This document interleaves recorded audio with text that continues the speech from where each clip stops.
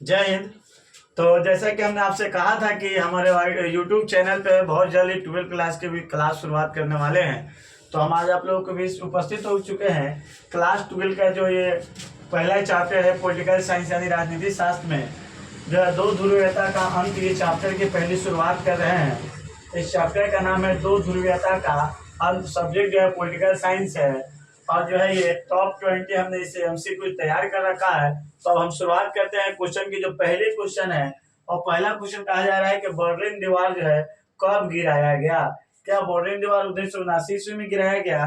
क्या बर्लिन दीवार जो है 1985 ईस्वी में गिराया गया? क्या 1989 ईस्वी में गिराया गया?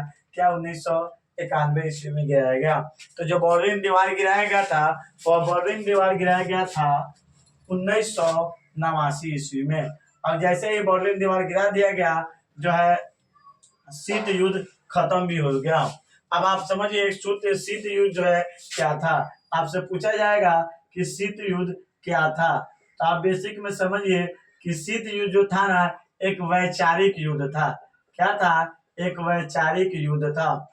शीत युद्ध जो था वह एक वैचारिक युद्ध था जिसमें जो है पूंजीवादी पूंजीवादी पूंजीवादी गुट का जो नेता था, पूंजीवादी गुट का नेता अमेरिका था, यानी संयुक्त राज्य अमेरिका था। लेकिन वहीं आपसे पूछा जाए कि समाजवादी गुट का नेता कौन था। समाजवादी गुट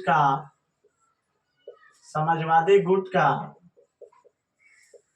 नेता सोवियत रूस था। देखिए एक और आपसे सवाल पूछा जाएगा कि जो है ना पूंजीवादी जो गुट के जो नेता थे वो संयुक्त राज्य अमेरिका था। इसको पहली दुनिया कहा गया। इसको जो है ना पहली दुनिया कहा गया। कौन सी दुनिया कहा गया? पहली दुनिया कहा गया। पूंजीवादी गुट को जो है ना पहली दुनिया कहा गया, जबकि समाजवादी गुट को जो है ना दूसरी दुनिया कहा गया। कौन सी दुनिया कहा गया? दूसरी दुनिया कहा गया। आप सभी जानते हैं, एक और चीज जानिए कि अमेरिका को नई दुनिया कहा गया। आप लोग समझिए, अमेरिका को नई दुनिया कहा गया। आगे जब हम क्वेश्चन नंबर 2 की तरफ बढ़ेंगे तो क्वेश्चन नंबर कह रहा है सोवियत संघ का विघटन कब हुआ। विघटन का मतलब होता है टूटना। मैंने कोई भी चीज जब एक साथ रहती है वो चीजें जब टूट जाती है तो उसे कहा जाता है विघटन। तो आपसे सवाल में पूछा जा रहा है कि सोवियत संघ का विघटन कब हुआ। क्या 1989 ईस्वी में हुआ? क्या 1991 ईस्वी में हुआ? क्या 1995 ईस्वी में हुआ? या 1999 ईस्वी में हुआ? तो हम आपको बतला दें कि जिसका सही आंसर होगा सोवियत संघ का जो है ना विघटन जो हुआ था वह हुआ था दिसंबर 1991 ईस्वी में। दिसंबर 1991 ईस्वी में। एक और आपसे सवाल पूछा जाएगा कि सोवियत संघ का विघटन होने के बाद में कितने देशों का निर्माण हुआ। तो जब आपसे पूछा जाए कि देश कितना बना सोवियत संघ के विघटन के बाद में, देश का निर्माण कितना हुआ, कितना देश इससे बना, तो आप कहिएगा 15 देश का निर्माण हुआ। यानी सोवियत संघ जो जब टूटा, आप समझिए सोवियत संघ जो है ना पहले जो है ना 15 देशों का एक गुट हुआ करता था जिसे सोवियत संघ के नाम से जाना जाता था। और सोवियत संघ को सोवियत रूस के भी नाम से जाना जाता था। लेकिन जब ये विखंडित हो गया दिसंबर 1991 ईस्वी में, जब इसमें बंटवारा हो गया तो डायरेक्ट रूस रह गया। हालांकि उसके जो साथी देश थे उनका ये मानना था कि इसमें सबसे ज्यादा जो है ना बात जो किसी का चलता है वह रूस का चलता है। तो जो सोवियत संघ जो है जब एक साथ था तो इसे दूसरी दुनिया कही जाती थी। ये समाजवादी गुट के नेता थे। ये समाजवादी गुट के जो है ना आगे बढ़ा रहे थे। आगे क्वेश्चन नंबर 3 कह रहा है कि बर्लिन दीवार को किस देश की आम जनता ने गिरा दिया। ये बहुत इंपॉर्टेंट क्वेश्चन है, यहाँ बीबीआई लगा लीजिए। आपसे पूछा जाए बर्लिन दीवार को किस देश की आम जनता ने गिरा दिया, तो ये ऑप्शन दिया हुआ है। क्या जापान की जनता ने गिरा दिया? क्या जर्मनी की जनता ने गिरा दिया? क्या अमेरिका की जनता ने गिरा दिया? क्या चीन की जनता ने गिरा दिया? तो आपका जो इसका सही आंसर होगा बर्लिन दीवार के जो है ना जर्मनी की जनता ने गिरा दिया। लेकिन एक और आपसे सवाल पूछा जाए कि जर्मनी, आपको सवाल उलझाने के लिए दे दी कि पूर्वी जर्मनी की जनता की पश्चिमी जर्मनी की जनता, तो आप कहिएगा जो है जो बर्लिन दीवार को गिराया था वह पूर्वी जर्मनी का जनता था। किस जर्मनी का जनता था? पूर्वी जर्मनी का जनता था। अब ये जब दीवार यहाँ के आम लोगों को द्वारा जब ये दीवार गिरा दिया गया तो समझिए शीत युद्ध समाप्ति की तरफ चला गया। आगे क्वेश्चन नंबर 4 कह रहा है कि बोल्शेविक कम्युनिस्ट पार्टी के संस्थापक कौन थे। बोल्शेविक कम्युनिस्ट पार्टी के संस्थापक कौन थे? एक और चीज जानिए कि बोल्शेविक क्रांति कब हुई। जब आपसे पूछा जाए कि बोल्शेविक क्रांति कब हुई, बोल्शेविक क्रांति कब हुई, तो आप कहिएगा नवंबर 1900 बोल्शेविक क्रांति जो है नवंबर 1917 में हुआ। बोल्शेविक क्रांति जो हुई हुआ नवंबर 1917 ईस्वी में हुई। आपसे पूछा जाए कि बोल्शेविक कम्युनिस्ट, यहाँ क्वेश्चन पूछा जाए कि बोल्शेविक कम्युनिस्ट पार्टी के संस्थापक कौन थे, तो बोल्शेविक कम्युनिस्ट पार्टी के क्या कार्ल मार्क्स थे? नहीं, बिल्कुल नहीं। आप कार्ल मार्क्स के बारे में जान जाइए कि कार्ल मार्क्स जो है ना वो समाजवादियों का जो है ना, इन्होंने एक पुस्तक लिखा था डास कैपिटल, जिसे समाजवादियों का बाइबिल कहा जाता था। आपसे पूछा जाए कि समाजवादियों का बाइबिल किसे कहा जाता है, कौन सी पुस्तक कहा जाता है, तो आप कहिएगा डास कैपिटल को। हालांकि जो है ना अगर आपसे पूछा जाए कार्ल मार्क्स के बारे में आप पूछा जाए तो आप कहिएगा कार्ल मार्क्स जो है ना वैज्ञानिक समाजवाद का जनक कहा जाता है। कार्ल मार्क्स जो है वैज्ञानिक समाजवाद का जनक कहा जाता है। कार्ल मार्क्स को वैज्ञानिक समाजवाद का जनक कहा जाता है। कार्ल मार्क्स को वैज्ञानिक समाजवाद का जनक कहा जाता है। लेकिन आप क्वेश्चन पूछा है कि बोल्शेविक क्रांति, तो बोल्शेविक क्रांति के संस्थापक जो थे वह लेनिन थे। इन्हीं के नेतृत्व में जो है रूसी क्रांति हुई थी 1917 ईस्वी में। लेकिन आपसे पूछा जाए कि लेनिन की मृत्यु कब हुई, आपसे अगर पूछा जाए कि लेनिन की मृत्यु कब हुई, लेनिन की मृत्यु कब हुई, तो आप कहिएगा लेनिन की मृत्यु 1924 ईस्वी में हुई। लेकिन यही आपसे अगर सवाल पूछा जाए कि लेनिन का जो है जन्म कहाँ हुआ था, लेनिन का जन्म कहाँ हुआ था, तो आप कहिएगा एक स्थान पड़ता है रूस में जिसका जगह का नाम है गोरकी, और गोरकी जो जगह है यह रूस में हुआ है। तो अगर ये भी अगर आपसे सवाल पूछ दे कि लेनिन का संबंध जो था किस देश से था, तो आप कहिएगा रूस से था। और जो है ना हमने आपको बताया कि गोरकी एक जगह है और यहाँ से जो है ना वो यह जो है रूस में पड़ता है। लेकिन यही एक और सवाल, गोरकी जब आप बात चली है तो अगर आपसे कोई पूछा जाए कि मॉडर जो है इसके लेखक कौन है, तो आप कहिएगा मैक्सिम गोरकी। मैक्सिम गोरकी जो है ना इसके लेखक है। तो हमने बता दिया कि वैज्ञानिक समाजवाद का जनक जो है कार्ल मार्क्स को कहा जाता है। बोल्शेविक क्रांति नवंबर 1917 में हुई। वैज्ञानिक समाजवाद का जनक कार्ल मार्क्स को कहा जाता है। तो जिसका सही आंसर होगा वह लेनिन होगा। वह क्या होगा? लेनिन होगा। लेकिन ऑप्शन में जो है एक और ऑप्शन दिया हुआ है स्टालिन के बारे में आप जान जाइए। स्टालिन ने जो है रूस में जो है ना भूमि का सामूहिकरण किया था, भूमि का सामूहिकरण किया था। आगे क्वेश्चन नंबर 5 में चल रहे हैं कि रूसी क्रांति कब हुई। रूसी क्रांति कब हुई? क्या रूसी क्रांति 1915 ईस्वी में हुई, या 1917 ईस्वी में हुई, या 1921 ईस्वी में हुई, या 1925 ईस्वी में हुई? तो जो इसका सही आंसर होगा रूसी क्रांति जो हुई थी 1917 ईस्वी में हुई थी। आपसे पूछ लिया कि रूसी क्रांति का नेतृत्व कौन कर रहे थे, तो आप कहिएगा रूसी क्रांति के जो नेतृत्व कर रहे थे उनका नाम लेनिन था। आगे क्वेश्चन नंबर 6 कह रहा है कि सोवियत संघ कितने गणराज्यों के आपस में मिलाकर बनाया गया था। क्वेश्चन का ध्यान से पढ़िए, बहुत इंपॉर्टेंट क्वेश्चन है कि सोवियत संघ जो है कितने गणराज्यों को आपस में मिलाकर बनाया गया था।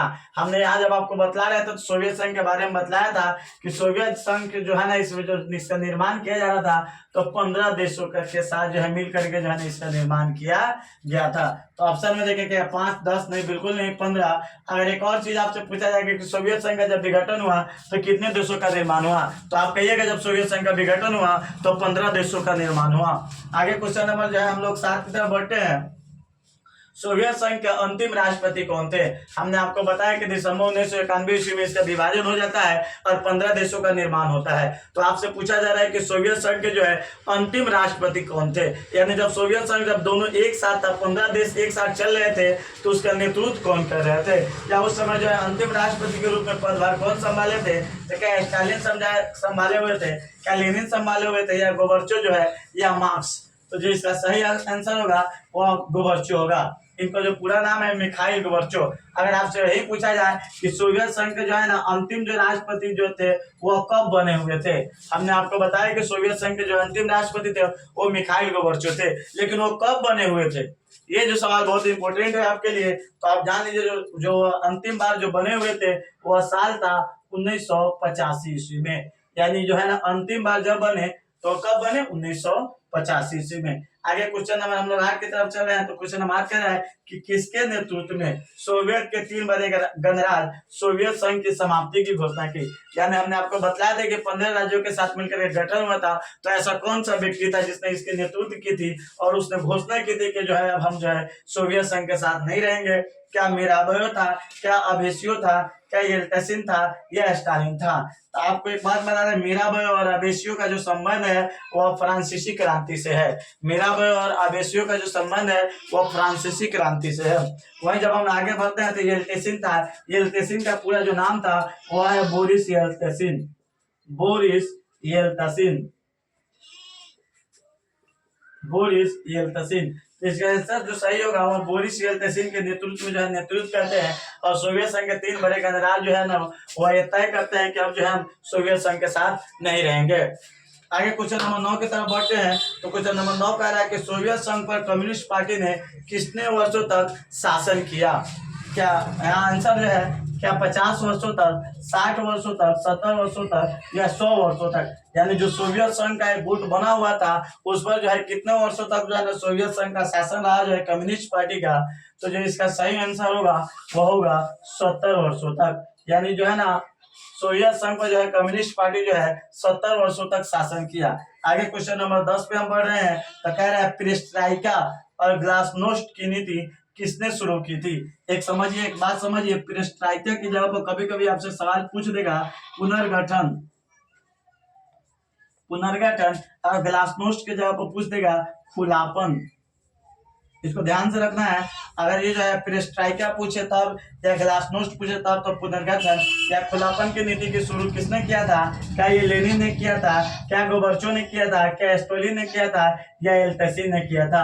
तो आप इसका जो सही उत्तर होगा, जो अंतिम राष्ट्रपति थे जो सोवियत संघ के गोर्बाचोव थे, उन्होंने जो है ना इसका जो है पेरेस्ट्राइका यानी जो है पुनर्गठन और खुलापन की नीति की शुरुआत की थी। आगे जब हम लोग बढ़ेंगे क्वेश्चन नंबर 11 की तरफ, जो क्वेश्चन नंबर 11 है, क्वेश्चन 11 में है कि रूस के प्रथम राष्ट्रपति कौन थे? तो देखिए, क्या गोर्बाचोव थे, क्या येल्त्सिन थे, क्या स्टालिन थे, क्या ब्रेजनेव थे? तो देखिए, हमने आपको बताया था कि गोर्बाचोव के बारे में कि जो गोर्बाचोव थे वह जो है सोवियत संघ के अंतिम राष्ट्रपति थे। और कब बने हुए थे? तो हमने आपको बताया है कि 1985 में। येल्त्सिन, देखिए बोरिस येल्त्सिन इनका पूरा नाम था। हमने इनके बारे में बताया था कि इन्हीं के नेतृत्व में जो है सोवियत संघ का विघटन हुआ और रूस से ये नेतृत्व कर रहे थे। तो इसका जो सही आंसर होगा बोरिस येल्त्सिन। कौन थे वो? Boris Yeltsin. आगे क्वेश्चन नंबर 12 की तरफ चलेंगे। तो क्वेश्चन नंबर 12 कह रहा है कि रूसी मुद्रा का क्या नाम है?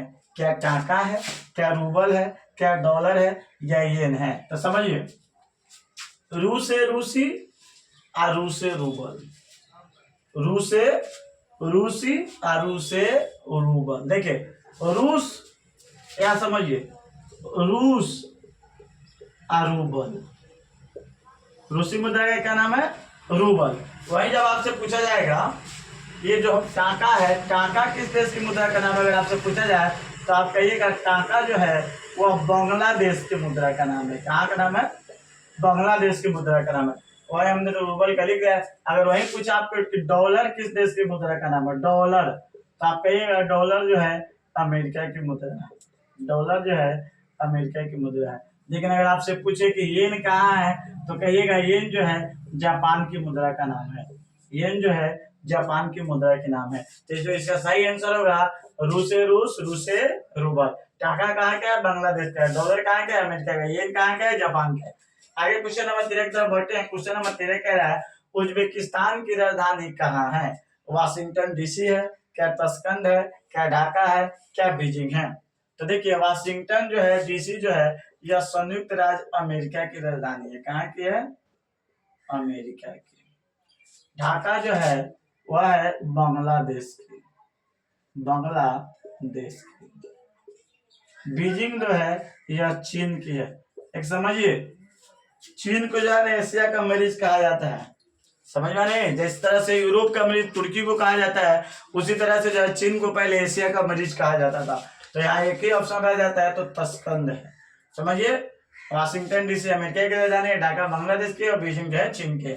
आगे क्वेश्चन नंबर 14 पे कह रहे हैं, बहुत ही बीबीआई क्वेश्चन है, MBBI लगा लीजिए। वार्सा पैक्ट क्या था?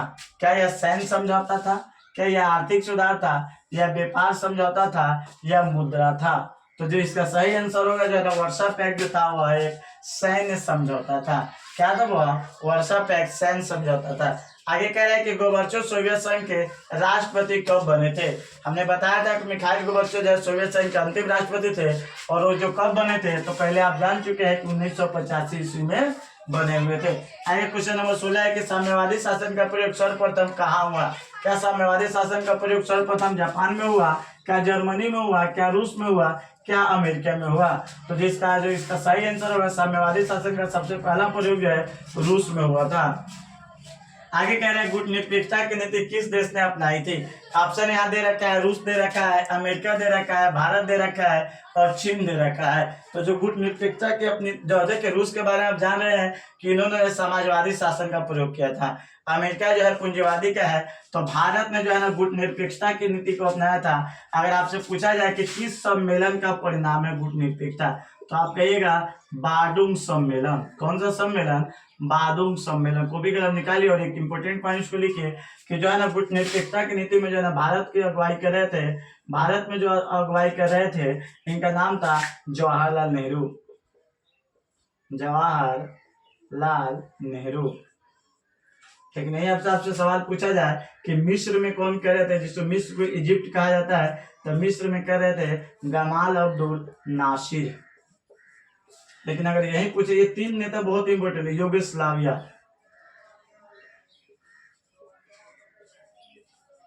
यूगोस्लाविया में कर रहे थे टीटो।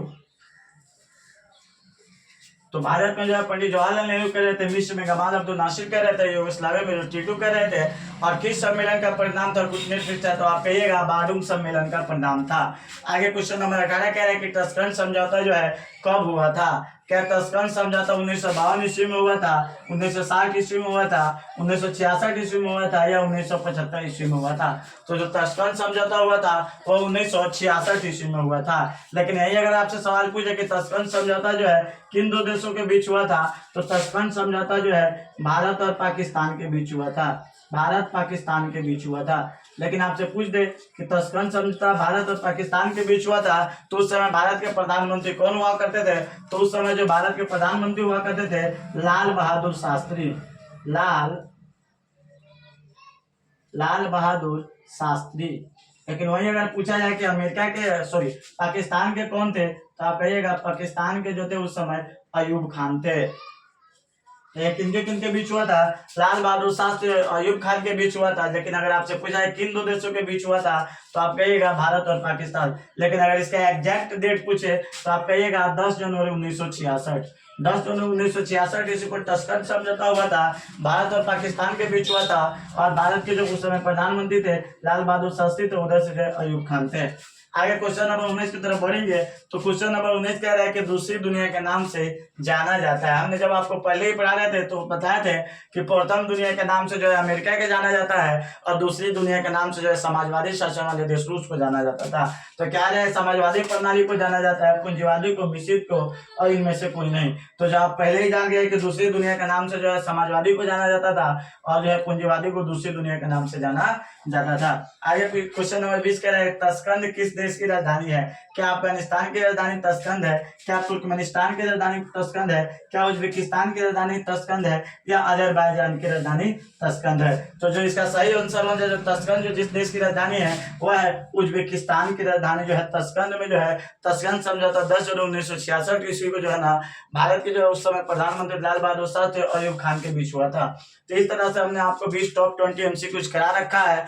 और जो है ये आपका दो ध्रुवीयता कांड जो चैप्टर था, इसमें जो है हमने 20 मोस्ट इंपोर्टेंट ऑब्जेक्टिव को कवर किया है। तो इसी तरह से आप जो भी 12 के बच्चे हैं राजनीति शास्त्र पढ़ना चाहते हैं तो हमारे यूट्यूब चैनल से जुड़ जाइए। आपको जो है निरंतर अंतराल में इसके जो है प्रत्येक चैप्टर वाइज ऑब्जेक्टिव मिलेंगे, और हम हिस्ट्री का भी ऑब्जेक्टिव जल्द ही लेकर के आने वाले हैं। तब तक के इस वीडियो को देखते रहिए, ढेर सारा प्यार देते रहिए। जय हिंद।